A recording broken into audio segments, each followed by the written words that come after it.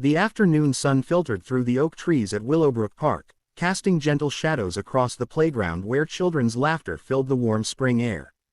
Jessica Reynolds sat on a nearby bench, watching her 7-year-old daughter, Lily, swing quietly back and forth, her long brown hair flowing behind her like silk ribbons.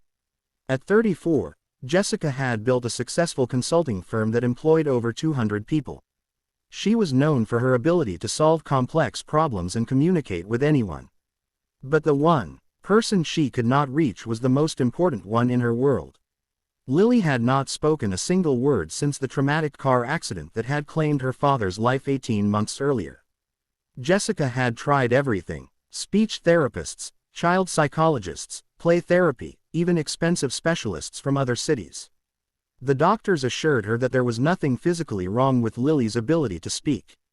The silence was emotional, a protective barrier her daughter had built around the pain that was too big for a child to process.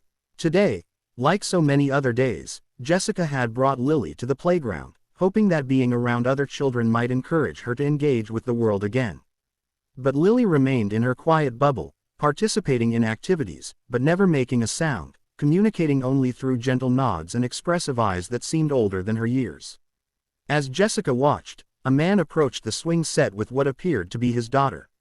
He was perhaps in his early 30s, wearing a casual blue shirt and jeans with a kind of easy confidence that suggested he was comfortable in his own skin. The little girl beside him looked to be about Lily's age with blonde hair and an infectious smile. "Hi there," the man said to Lily with a warm, friendly voice. "I am Michael, and this is my daughter, Emma. Would you mind if Emma used the swing next to you?" Lily looked up at Michael with curious eyes, then glanced at Emma before nodding politely and continuing to swing in her characteristic silence. Emma climbed onto the adjacent swing and began pumping her legs enthusiastically. "I love swings," she announced to no one in particular. "They make me feel like I am flying. Do you like to feel like you are flying, too?" Lily smiled slightly, the first genuine expression of joy Jessica had seen on her daughter's face in weeks. Emma's natural chatter and boundless energy seemed to create a bubble of warmth around both girls. Michael pushed Emma gently, then turned his attention to Lily. "That is a beautiful dress you are wearing," he said conversationally. "Pink is my favorite color. Emma's too, even though she is wearing purple today." Jessica found herself leaning forward, amazed by Michael's natural way with children. He spoke to Lily as if her silence was perfectly normal, not something that needed to be fixed or overcome. There was no pressure in his voice, no expectation that she respond. "Daddy," Emma said as she swung higher, "can you teach this girl the secret swing trick you taught me?" Michael grinned at his daughter. "I suppose I could if she would like to learn. It is a very special technique that makes swinging even more fun." Lily's eyes brightened with interest and she nodded eagerly. "All right," Michael said, positioning himself where both girls could see him clearly. "The secret is that you have to believe you are not just swinging, you are actually flying through clouds. And when you fly through clouds, you have to make the sound that clouds make." Emma giggled with delight. "Show her, Daddy." Michael took an exaggerated deep breath and began making soft whooshing sounds as he demonstrated the motion of pumping his legs. Whoosh, whoosh, like the wind through the clouds. Emma immediately joined in, making her own whooshing sounds as she swung back and forth. Whoosh, I am flying through a rainbow cloud. Lily watched this display with growing fascination. Jessica could see her daughter's internal struggle, the desire to participate, battling against the walls she had built around her voice. Michael continued his gentle encouragement. "The best part about cloud flying is that every person makes a slightly different sound. Some people whoosh, some people make a gentle humming sound, and some people whisper like the wind. There is no wrong way to be a cloud flyer." Jessica held her breath as she watched Lily's lips part slightly. Her daughter was clearly wanting to join in, but fighting against her own protective silence. "You know what?" Michael said, sitting on the ground in front of Lily's swing so he could look directly into her eyes.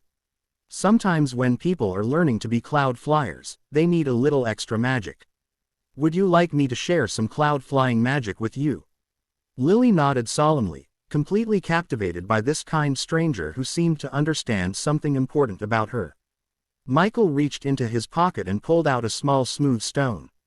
This is a special stone I found by the ocean. When you hold it and make any sound at all, even the tiniest whisper, it amplifies the magic in your voice and helps you fly higher than any swing has ever gone. He placed the stone gently in Lily's small palm, closing her fingers around it carefully.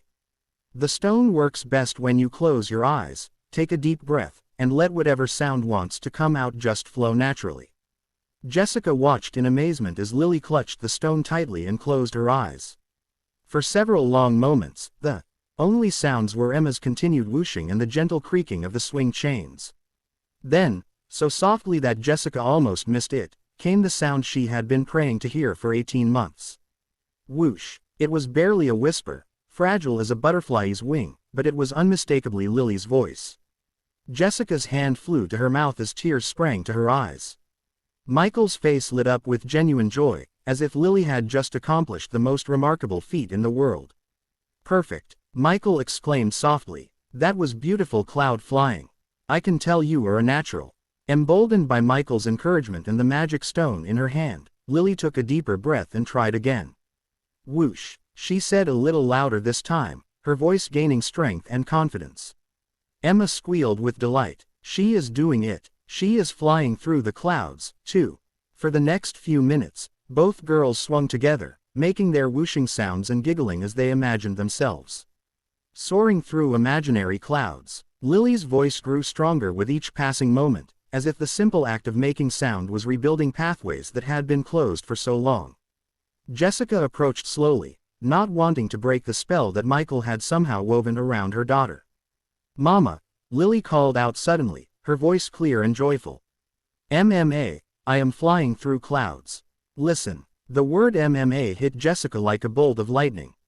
She had not heard her daughter's voice say that precious word since before the accident. Tears streamed down her face as she rushed to Lily's swing.